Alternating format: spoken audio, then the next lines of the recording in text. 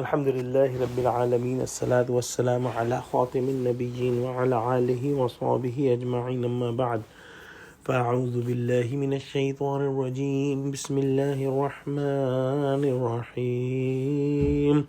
قال الله تعالى في سورة الأعراف: وَلَقَدْ جِئْنَاهُمْ بِكِتَابٍ فَصَّلْنَاهُ عَلَىٰ عِلْمٍ هُدًى وَرَحْمَةً لِقَوْمٍ يُؤْمِنُونَ۔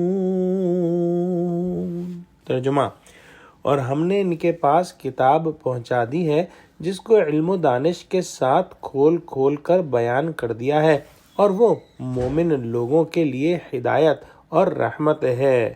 پچھلی آیت میں ہم نے پڑھا کہ اللہ سبحانہ و تعالی نے کافروں کے بارے میں ارشاد فرمایا کہ جنہوں نے اپنے دین کو کھیل تماشا بنا لیا تھا اور دنیا کی زندگی نے ان کو دھوکے میں ڈال دیا تھا، تو جس طرح سے ان لوگوں نے قیامت کے آنے کے دن کو بھلا دیا اور اللہ سبحانہ و تعالیٰ کی آیتوں سے منکر ہوئے، اسی طرح اللہ سبحانہ و تعالیٰ نے ان کو قیامت کے دن بھلا دیا۔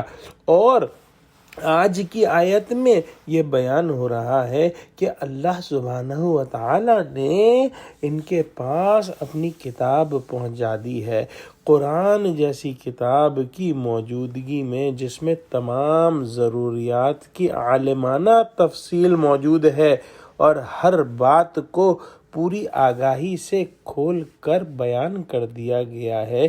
چنانچہ ایمان لانے والے تو اس سے خوب فائدہ اٹھا رہے ہیں۔ غضب ہے ان متکبر جو ہے نہ ماننے والوں پر کہ انہوں نے اپنے انجام پر کچھ بھی غور نہیں کیا، اور جو ہے انہوں نے آخرت کے دن کی بالکل بھی تیاری نہ کی، تو پھر کیوں کر ان کو آخرت کے عذاب سے نکلنے کی سبیل ملے۔ ہاں، جو ایمان والے ہیں، اللہ سبحانہ و تعالی نے ان کے لیے جو ہے وہ علم و دانش کے خزانے جو ہے وہ کھول کھول کر بیان کر دیے ہیں، اور ایمان والے ہی اس کتاب سے جو ہے وہ رحمت حاصل کرتے ہیں اللہ سبحانہ و تعالیٰ کی۔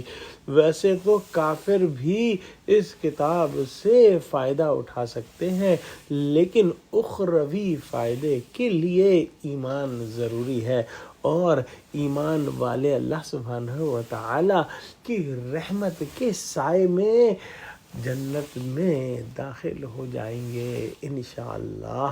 دعا کرتے ہیں کہ اللہ سبحانہ و تعالی ہم کو قرآن کا فہم عطا فرما اور ہم کو سچوں سے جوڑے، آمین۔ وآخر دعوانا الحمد للہ رب العالمین۔ السلام علیکم۔